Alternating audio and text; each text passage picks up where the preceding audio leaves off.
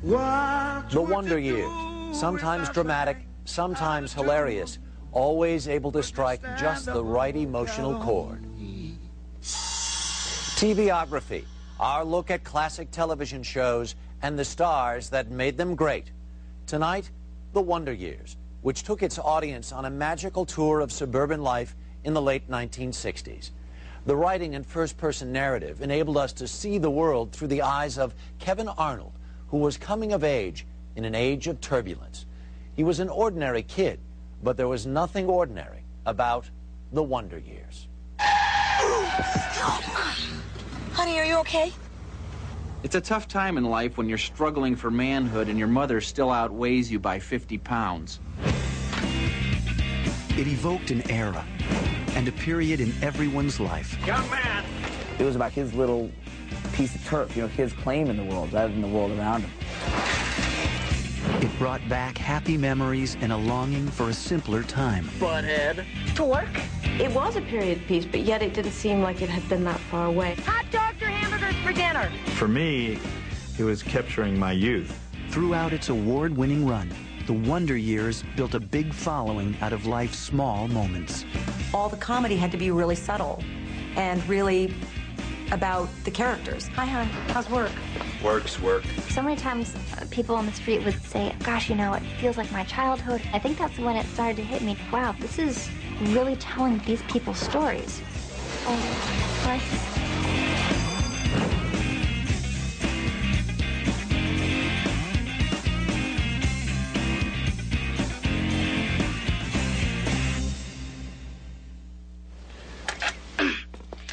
Excuse me. The show that would take millions of viewers down memory lane began life in 1987 as the brainchild of husband and wife producing team Neil Marlins and Carol Black. The pair were veterans of ABC's hit Growing Pains, and with that series and other sitcoms like The Cosby Show and Family Ties dominating the ratings, Marlins and Black decided to write a family-friendly comedy of their own. But unlike its predecessors, The Wonder Years was set in the late 1960s, a turbulent period in politics and culture that would serve as a backdrop to the everyday life of Kevin Arnold, an average 11-year-old boy growing up in the suburbs. The script was also different in its innovative use of a running voiceover commentary from the perspective of the adult Kevin.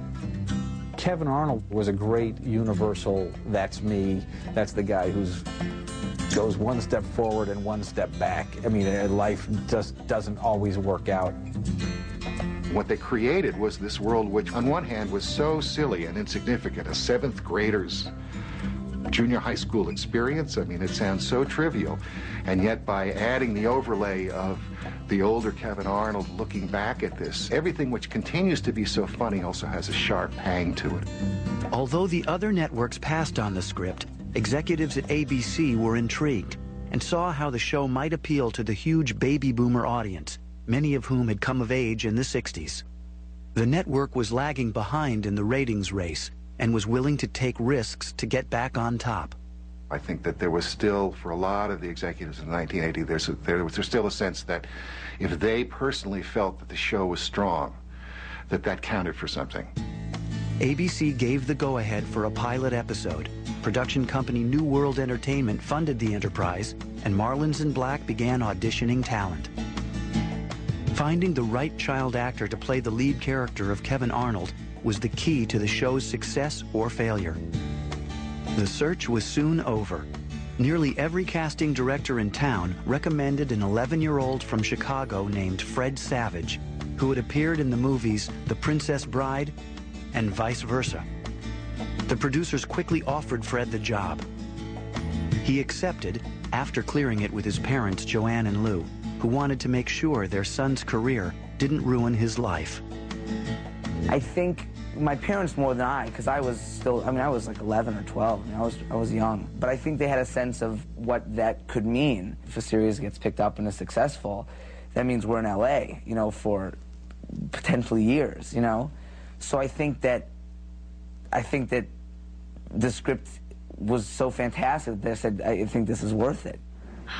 Well, the jockstrap sir, is a particular type of strap that's constructed of a strap-type material which is utilized exclusively for the purposes of jacks.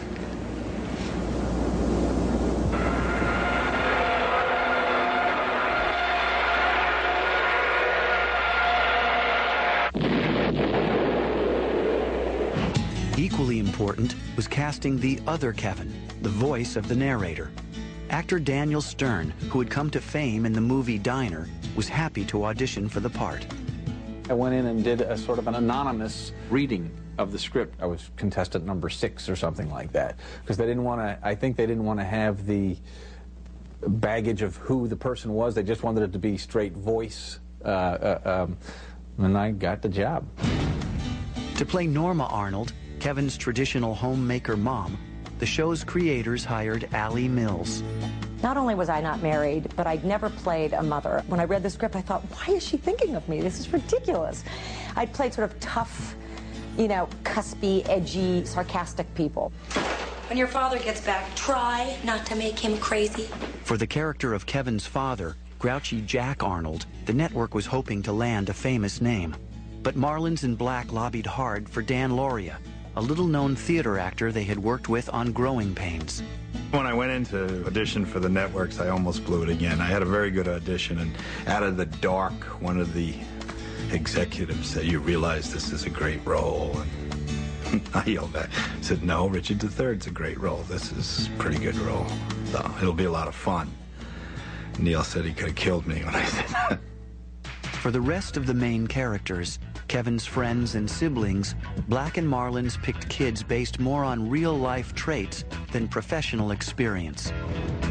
Olivia Dabo, a British teen with a bohemian upbringing, was cast as Kevin's hippie big sister, Karen.